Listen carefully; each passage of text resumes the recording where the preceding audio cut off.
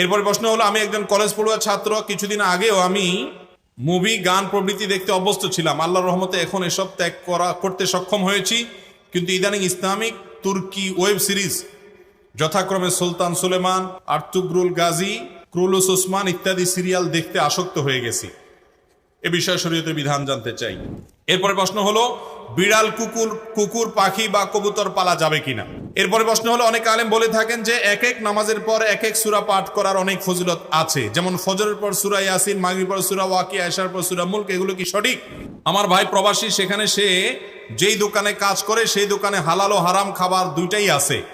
এই টাকা আমি এবং আমার বাবা মা খেলে আমাদের জন্য হালাল হবে কিনা। দেখুন, যদি কারোর হালাল এবং হারাম দুই রকমের উপার্জন থাকে, কিছু টাকা হালাল কিছু টাকা হারাম, তাহলে দেখতে হবে বেশিরভাগ হালাল না বেশিরভাগ হারাম। যদি হারামের পরিমাণ বেশি হয় তাহলে সেটা খাবেন না, আর যদি হালালের পরিমাণ বেশি হয়, হারাম কম থাকে, তাহলে খেতে পারেন, কিন্তু সেটা অ্যাভয়েড করতে পারলে, না খেতে পারলে ভালো, তাকওয়ার দাবি। আর যদি কেউ এরকম বড় ভাই বা বাবা তিনি উপার্জন করেন, আপনি ছোট, এখন উপার্জন করেন না, উপার্জনের সুযোগ নাই, তাহলে আপনি তার অধীনস্থ হিসাবে আপনার জন্য সেটা খাওয়া জায়েজ হতে পারে। বিকল্প উপার্জনের পথ খুঁজতে থাকবেন সেটা পাওয়ার আগ পর্যন্ত ওজর হিসাবে। এরপরে প্রশ্ন হলো, বিড়াল, কুকুর, পাখি বা কবুতর পালা যাবে কিনা। বিড়াল পালা তো যাবে, এতে কোনো সন্দেহ নাই, কারণ নবী করিম সাল্লাল্লাহু আলাইহি সাল্লাম বিড়াল সম্পর্কে বলেছেন, ফাইন্নাহা মিনাত তাওয়াফিনা আলাইকুমাত তাওয়াফাত। বিড়াল তোমাদের বাসা বাড়িতেই থাকে, এই জন্য তার ঝুঁটাকে তিনি হারাম করেন নাই। বিড়াল যদি কোনো কিছুতে মুখ দেয়, তাহলে কুকুর মুখ দিলে যেরকম হারাম হয়ে যায়, নাপাক হয়ে যায়, বিড়াল যদি মুখ দেয়, বিড়ালের ঝুঁটা কি হয় না, নাপাক হয় না।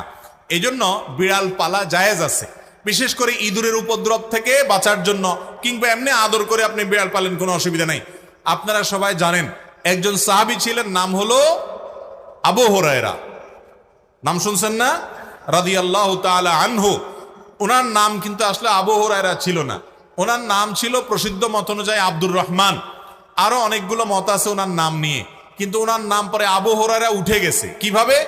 ওনার একটা বিড়াল ছিল, জামার হাতার ভিতরে এই বিড়াল ভরে অনেক সময় মসজিদে নিয়ে আসতেন। তো একবার নবী করিম সাল্লাল্লাহু আলাইহি ওয়াসাল্লাম তার ওই বিড়াল দেখে, তার সবসময় তার সাথে সাথে বিড়ালটা থাকে, এটা দেখে তাকে বললেন, ও বিড়ালের বাপ। আবু হুরায়রা মানে বিড়ালের বাপ। এরপর থেকে ওনার নাম হয়ে গেছে কি, বিড়ালের বাপ। আসলে কি তিনি বিড়ালের বাপ ছিলেন? এটা কথার কথা হয়ে গেছে, রাসূল আকরাম সাল্লাল্লাহু আলাইহি ওয়াসাল্লাম মজা করে বলেছিলেন।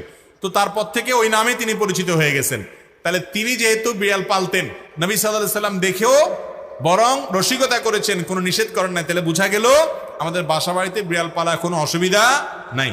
কুকুর পালার ব্যাপারে তখনই জায়েজ হবে যখন কুকুরটা পালবেন আপনি পাহারাদারের কাজে, এবং সেটা বাসা বাড়ির ভিতরে না, সামনে তার থাকার জন্য আলাদা ঘর করে দিলেন, রাখলেন, খাবারের ব্যবস্থা করলেন। উদ্দেশ্য, ঘেউ ঘেউ করবে, চোর ডাকাত আসলে আপনাকে অ্যালার্ম দিবে এবং পাহারাদারি করবে।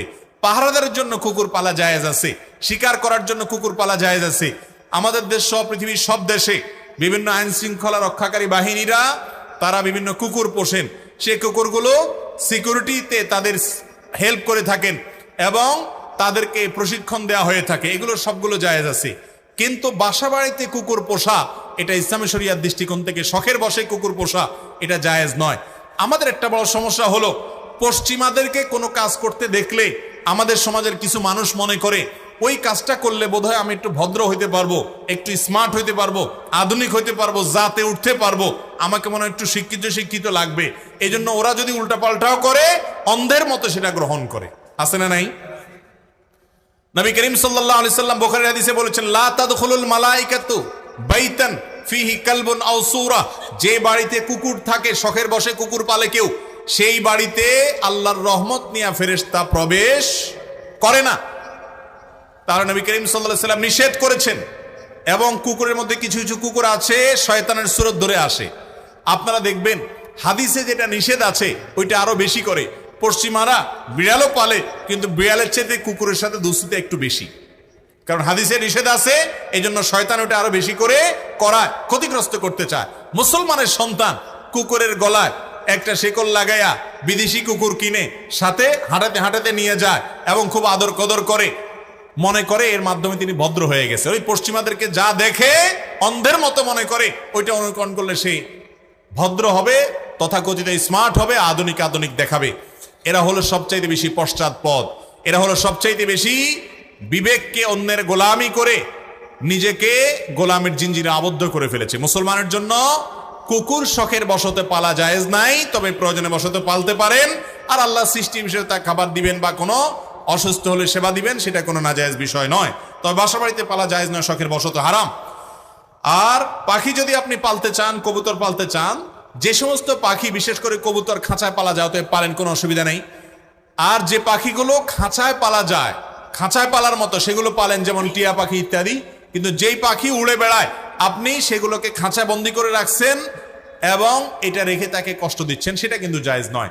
আর যেগুলো খাঁচাতেই পালার জন্য উপযোগী এই টাইপের, বাহিরে রাখলে বরং, ছেড়ে দিলে বরং সেগুলো মারা যাবে, তাহলে সেই রকম পাখি পালতে অসুবিধা নাই।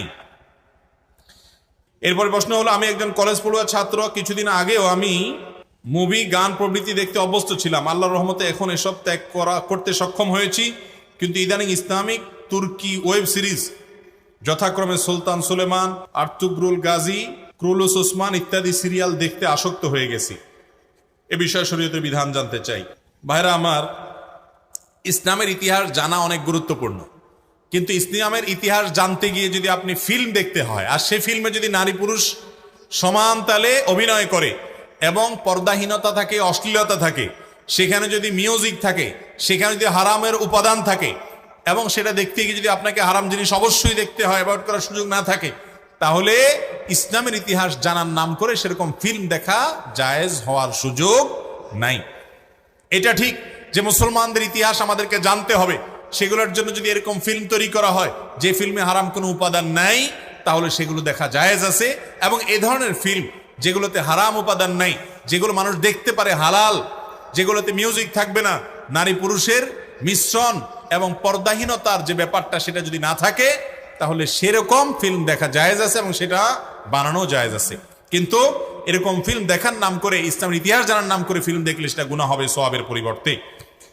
এরপরে প্রশ্ন হলো, অনেক আলেম বলে থাকেন যে এক এক নামাজের পর এক এক সূরা পাঠ করার অনেক ফজিলত আছে, যেমন ফজরের পর সূরা ইয়াসিন, মাগরিবের পর সূরা ওয়াকিয়া, এশার পর সূরা মুলক। এগুলো কি সঠিক? ভাইরা আমার, এর মধ্যে মাগরিবের পরে হোক আর এশার পরে হোক, রাত্রে সূরা মুলক পড়ার ফজিলত আছে। আর সে ফজিলত হলো, রাতে সূরা মুলক পাঠ করলে, নিয়মিত পাঠ করলে ওই ব্যক্তির কবর আযাব মাফ হবে ইনশাআল্লাহ। এর বাইরে ফজরের পরে সূরা ইয়াসিন পাঠ করার বিষয়ে বিশুদ্ধ কোনো হাদিস বর্ণিত হয়নি। যে সমস্ত বর্ণনা এক্ষেত্রে পাওয়া যায় সূরা ইয়াসিনের কে কেন্দ্র করে, সেগুলো বিশুদ্ধতার মানদণ্ডে উত্তীর্ণ নয়, সহিহ নয়, বরং দাঈফ।